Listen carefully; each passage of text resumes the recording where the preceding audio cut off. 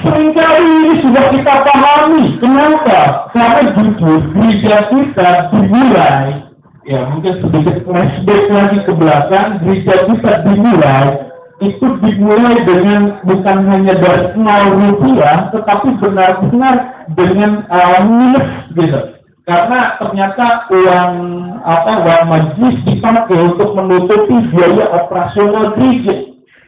Semua dimulai dari 0. Bahkan ketika memulai saya mau kembangkan dulu, persembahannya aja kadang-kadang setiap minggu 2 sampai 100.000. Nggak sampai cek. Saya hanya bertanya bagaimana jemaat seperti ini mau diberkati. Sehingga akhirnya saya berdoa kepada Tuhan dan akhirnya selama 1 tahun awal gereja kita, saya mengundang pendeta-pendeta berbicara tentang masalah pemberian kepada Tuhan. Kenapa? Tuhannya adalah kunci untuk kita bisa mendapatkan berkat-berkat yang banyak. Dan saat ini saya boleh bersaksi bagaimana setiap pribadi kita mulai mengalami semacam kelimpahan berkat dan batu. Dan saat ini saya mau mengajar kembali kepada kita untuk belajar kunci daripada berkat daripada Tuhan adalah memberi dengan murah hati. Sekarang yang menjadi pertanyaannya adalah kenapa sih kemurahan hati itu mendatangkan berkat yang berlimpah daripada Tuhan? Dan ayat firman Tuhan yang tadi kita baca di dalam 2 Korintus 9 ayat yang ke-6 dan ayat yang ke-15 berbicara alasan yang pertama adalah karena kemurahan hati kita melepaskan kemurahan hati Allah. Coba perhatikan ayat firman Tuhan ini. Camkanlah ini, orang yang menabur sedikit akan menuai sedikit juga. Dan orang yang menabur banyak akan menuai banyak juga. Saya coba pahami ayat firman Tuhan ini, saya terlalu jelas. Tetapi ketika saya membaca di dalam kitab aslinya, di dalam bahasa Yunani, kata yang dipakai di sini bukanlah masalah sedikit dan banyak, tapi berbicara tentang masalah hemat dan murah hati, berbicara tentang perhitungan dan juga kebenaran, berbicara tentang orang yang memberi dengan murah hati dengan orang yang berhemat untuk dirinya daripada untuk kemuliaan. Dan inilah yang membedakannya.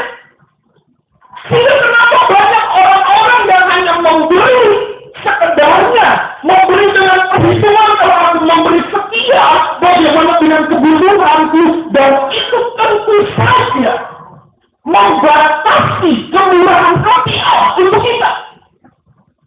Ketika saya merenungkan ayat firman Tuhan ini, ternyata ada sesuatu yang baru yang selalu menyatakan. Kemurahan hati kita itu akan melepaskan kemurahan hati Allah. Ketika saya berbicara tentang kata melepaskan, artinya bahwa ada sesuatu yang mengikat Allah untuk memberkati kita berlimpah. Yaitu apa? Masalah kemurahan hati. Kalau kita selalu memberi kepada Allah dengan perhitungan, selalu memberi Allah untuk berkhidmat untuk diri kita sendiri, saat ini saya katakan, itulah yang membatasi, itulah yang membelenggu kemurahan hati Allah mengalir dalam hidup kita. Coba kita buka salah satu contoh di dalam kitab Kejadian. Kejadian pasal yang ke-22. Kejadian 22.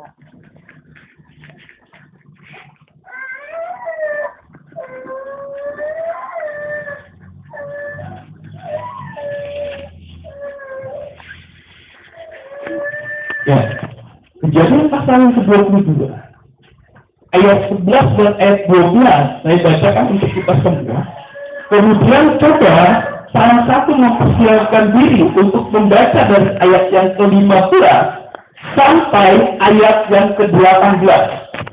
Ya, Kejadian 22 saya baca dari ayat 11 dan 12, dan bagi saudara mempersiapkan diri membaca dari ayat 15 sampai ayat 18. Demikian firman Tuhan. Tetapi berseru malaikat Tuhan dan menyambut kepadanya, Abraham, sahutnya, ya Tuhan. Lalu ia berfirman, jangan bunuh anak itu dan jangan kau apa-apakan dia, sebab telah diketahui sekarang bahwa engkau takut akan Allah dan engkau tidak segan-segan untuk menyerahkan anakmu yang tunggal kepada Ayat yang ke-15, untuk kedua kalinya berserulah malaikat Tuhan dari langit kepada Abraham. Katanya, aku bersumpah demi diriku sendiri, demikianlah firman Tuhan. Karena engkau telah berbuat demikian dan engkau tidak segan-segan untuk menyerahkan anakmu yang tunggal kepadaku. Maka aku akan memberkati engkau berlimpah-limpah dan membuat keturunanmu sampai banyak seperti bintang di langit dan seperti pasir di tepi laut. Dan keturunanmu itu akan menduduki kota-kota musuhnya. Oleh keturunanmu lah, semua bangsa di bumi akan mendapat berkat, karena kau mendengarkan firman-Ku. Perhatikan di sini. Kisah Abraham dan Ishak ini dimulai ketika Tuhan mau menguji hati Abraham, seberapa banyak dia mau memberi, seberapa banyak dia mau berkorban kepada Allah. Sehingga Allah berkata, berikanlah anak tunggalmu Ishak. Perhatikan di sini. Abraham tanpa berbidu, tanpa memprotes, tanpa berargumentasi kepada Tuhan, dia bawa anaknya Ishak itu di Gunung Horeb itu dipersembahkan kepada Tuhan. Dan ketika mau disembelih, malaikat Tuhan berkata, Abraham stop. Dan malaikat itu berkata, sekarang Allah tahu hatimu mengasihi Allah dan mau memberi yang selalu yang terbaik untuk Tuhan. Oleh karena itu, mulai hari ini, aku akan memberkati engkau berlimpah-limpah, bahkan bukan hanya engkau, tetapi anak cucumu bukan hanya diberkati, tapi jadi berkat. Perhatikan ayat firman Tuhan ini. Sehingga di dalam kitab Korintus ini Paulus kembali menegaskan, kalau kita ingin mengalami berkat yang berlimpah, jangan pernah berhemat dengan Tuhan, jangan pernah perhitungan dengan Tuhan. Kalau bisa memberi yang tulus yang terbaik untuk Tuhan. Ketika saya merenungkan ayat firman Tuhan ini di dalam 2 Korintus, saya bertanya apa sih kuncinya, apa sih rahasianya? Ketika saya buka di dalam kitab aslinya, di dalam bahasa asli, semuanya jelas. Kemurahan hati kita ini melepaskan kemurahan hati Allah di surga, sehingga tidak ada lagi penghalang, tidak ada lagi batas untuk Allah memberkati kita. Oleh karena itu, mari kita belajar untuk terus memberi yang terbaik. Kalau kita sudah melakukan hal itu, terus kembangkan diri. Kalau belum, mari bertobat dan mulai belajar memberi yang terbaik. Tuhan selalu punya cara untuk memberkati kita. Bahkan kadang-kadang tidak pernah kita pikirkan dan semula. Seringkali kan ketika kita bekerja, kita buka usaha, kita hanya berkata, oh ini mungkin dari sini, mungkin dari sini. Tuhan itu yang punya semuanya. Tuhan bisa buka dari kanan, kiri, belakang, depan kita. Kenapa? Karena Allah berjanji bahwa ketika kita memberikan kemurahan hati kita kepada Dia, Allah yang membuka keran kemurahan hatinya dalam hidup. Sehingga Yesus juga berkata di dalam Matius 5, berbahagialah orang yang murah hati, karena dia akan mendapatkan kemurahan. Jadi ketika kita berbicara tentang masalah berkat, kita kadang-kadang bertanya, oh Tuhan sudah memberkati saya. Evaluasi diri. Sudahkah kita memberi yang terbaik? Bukan hanya asal materi, tapi dalam pelayanan. Saya selalu menekankan ini kepada kita. Kalau kita mau melayani, berikan yang terbaik. Jangan hanya berpikir supaya kita mungkin dipuji oleh orang lain, atau mungkin kita mendapatkan PK dari sebuah gereja. Itu yang seringkali menghalangi. Dulu ketika awal-awal gereja berjalan, salah seorang pelayan datang kepada saya. Seorang pelayan datang kepada saya.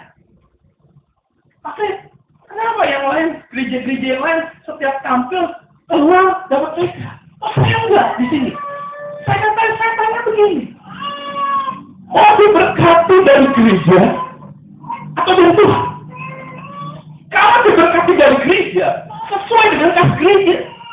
Gereja kita masih kecil, gasnya kecil. Paling kita bisa memberi paling tinggi P2 atau 150 atau 200. Kita bisa beri. Tapi mau pilih yang mana? Kalau Tuhan akan memberikan berlipat hujan. Kemudian dia kaget. Dan dia bilang, saya sudah tahu kalau ini kunci. Dan dia katakan, saya harus ikut itu. Saya mau memberi yang terbaik. Saudara, seminggu kemudian dia kesaksian. Saya kemarin di kantor, gaji kita itu 2 kali lipat. Saudara, ini janji Tuhan. Ketika kita melepaskan kemurahan hati kita, Tuhan yang akan melepaskan kemurahan hatinya untuk kita. Sesuatu yang saat ini mungkin tertahan dari Allah, ini mungkin penyebabnya adalah ketika kita mulai perhitungan dengan Tuhan. Kadang-kadang ketika kita merintis dari bawah, awal-awal kita ingin terus memberi yang terbaik. Tapi ketika mulai kita di atas, ketika kita mulai diberkati, ketika kita mulai berhitung-hitung dengan harga kita, berhitung-hitung dengan segala apa yang kita mau berikan kepada Tuhan, hati-hati. Ini akan membatasi berkat kita ini. Pertahan begitu. Saudara, kadang ketika kita memberikan sesuatu untuk Tuhan, ini dipakai adalah tabur tuai. Nggak bisa kita langsung saat ini memberi, sore dapat enggak. Ada prosesnya. Kita mau diproses dalam apa? Kalau kita mau kasarannya mau nanam padi, mungkin 4 bulan kita sudah dapat. Kalau kita mau nanam jati, itu mungkin sekitar 15, 20 tahun. Itu dapatnya super. Dapat berkatnya lebih banyak lagi. Kalau kita memberi untuk Tuhan, kita mau memberi untuk mendapatkan Tuhan yang seperti apa? Itu tergantung daripada kemurahan hati, bukan masalah sedikit banyaknya, enggak. Ayat firman Tuhan ini dalam bahasa aslinya nggak berbicara tentang sedikit banyak, berbicara tentang hati yang mau memberi. Sehingga di dalam ayat selanjutnya dikatakan bahwa Allah sangat mengasihi orang yang memberi dengan sukacita. Kata yang dipakai adalah kata cheerlead. Yang mungkin kalau misalkan kita berbicara tentang cheerleader, ya, yang biasa hura-hura di pertandingan-pertandingan olahraga, itu kan sukacita sekali. Itulah yang Tuhan inginkan. Ketika kita memberi dengan sukacita. Jangan kalau terpaksa. Kalau terpaksa saya mungkin katakan nggak usah beri sama Tuhan. Percuma nggak akan dapat berkat apa-apa. Tapi kalau kita mau memberi sama Tuhan, beri dengan sukacita, saudara akan membuka keran berkat yang berlimpah dalam hidup kita. Saudara, kadang-kadang dalam hidup ini ada pilihan. Kita mau memilih perasaan kita atau memilih berkat besar Tuhan, janji-janji Tuhan. Saudara, sampai saat ini saya dengan istri saya nggak pernah pakai cincin kawin. Bukannya dulu waktu kawin nggak pakai cincin, ada. Tapi saya jual dengan istri ketika memulai pelayanan. Saya sebelum jual, saya bilang sama istri saya bukan nggak cinta kamu. Kenapa? Karena ini Tuhan memerlukan dana. Jual.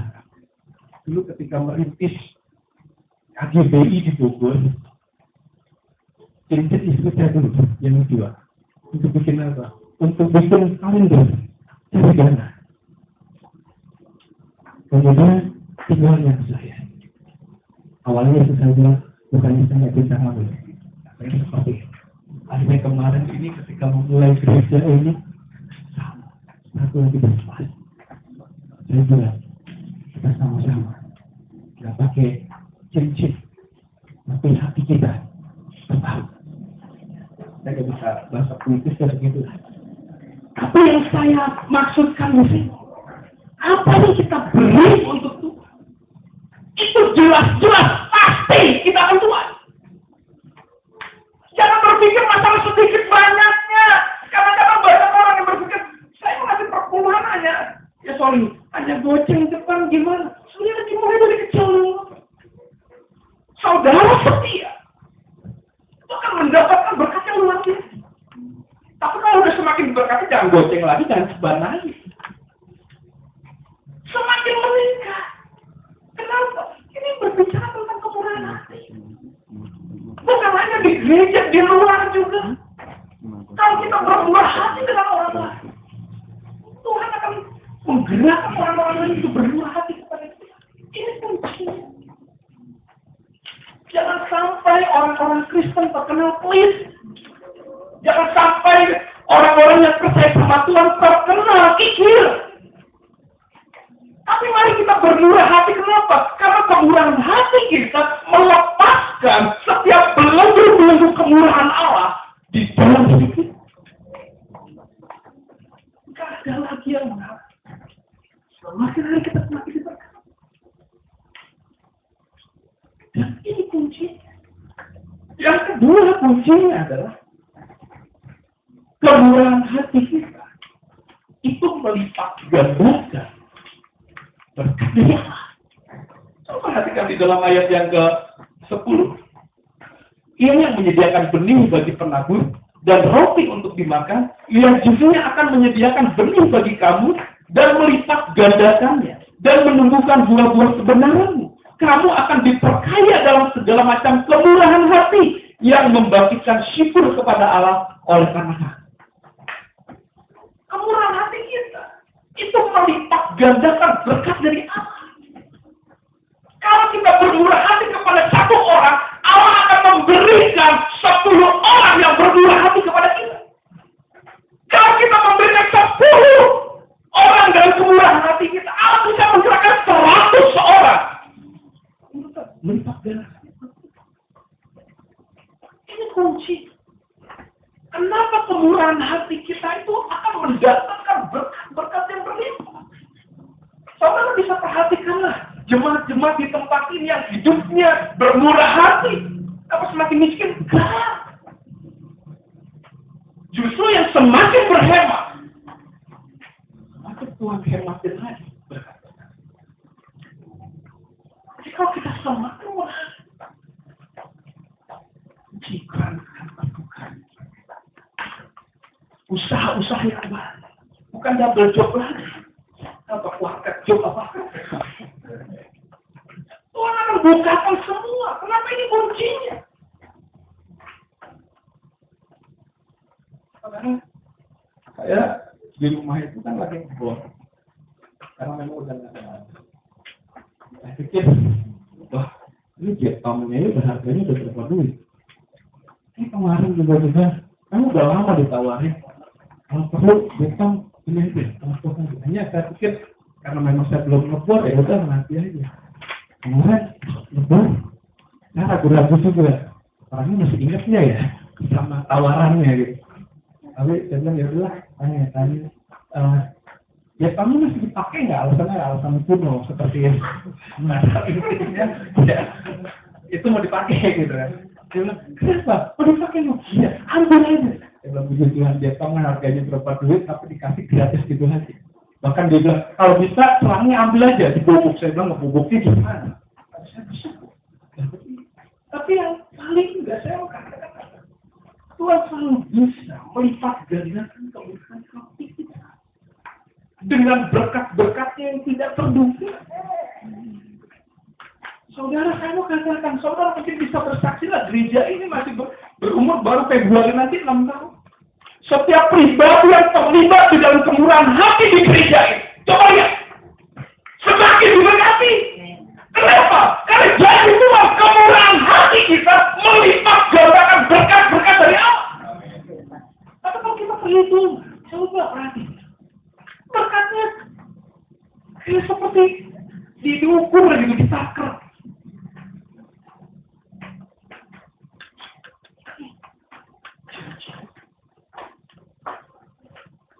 Tuhan sudah berbicara bahwa gereja kita, jemaat di tempat ini diberkati berlimpah. Tapi kalau kita tidak mau masuk di dalam kuncinya ini, berkat itu tak tahan. Itu mari kita berlomba-lomba di dalam kemurahan hati. Orang-orang yang ada di sekitar kita yang memerlukan bantuan, berikanlah. Saudara akan lihat.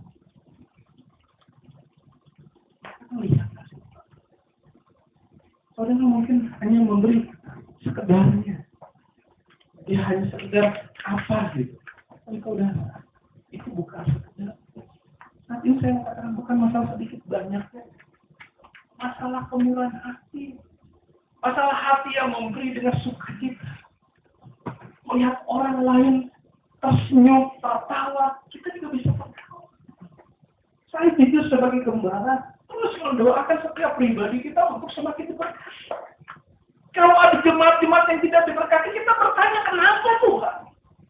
Kenapa? Kok yang lain diberkati? Ada beberapa yang enggak, kenapa? Ternyata Tuhan bimbing saya masuk di dalam konteks firman. Kita misalnya melayani dengan segenap hati ini, bukan dengan motivasi yang lain.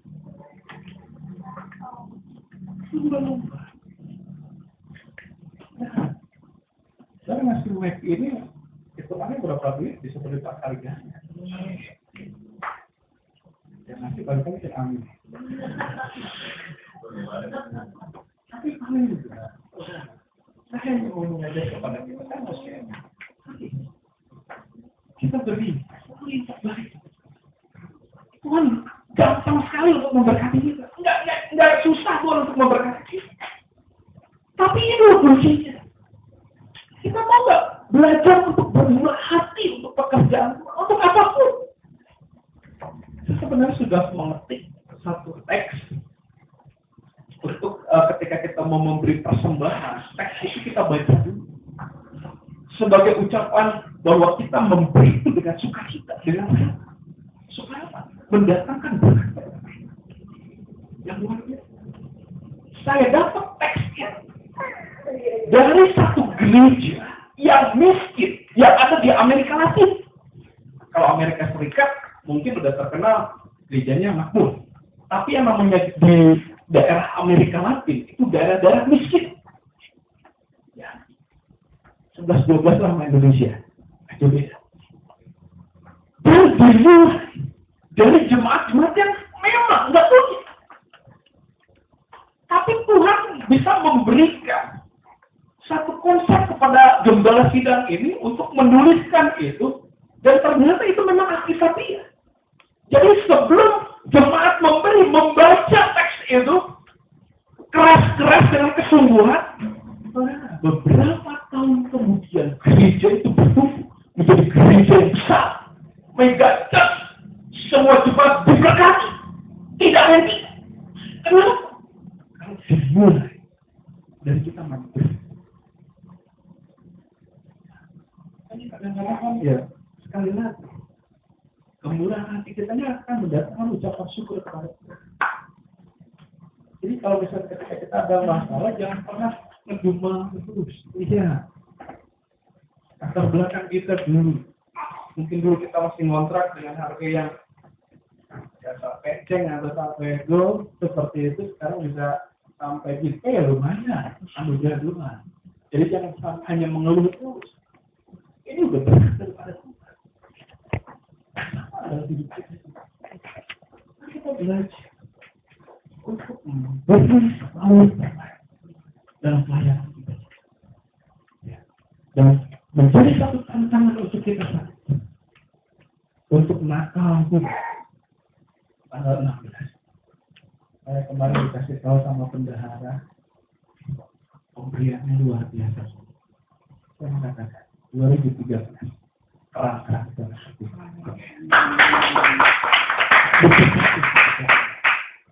saya juga minta untuk pelayan-pelayan Tuhan beri yang terbaik. Ada orang pelayan Tuhan katakan mau sewa mic sound system, ya puji Tuhan. Tapi yang pasti mari kita berlomba-lomba di dalam kemurahan karena ini kunci untuk mendatangkan berkat-berkat yang berlipat. Awal tahun 2013 nanti, saya minta setiap kita bersaksi bagaimana terang berkat itu sudah dibuka untuk semua kita.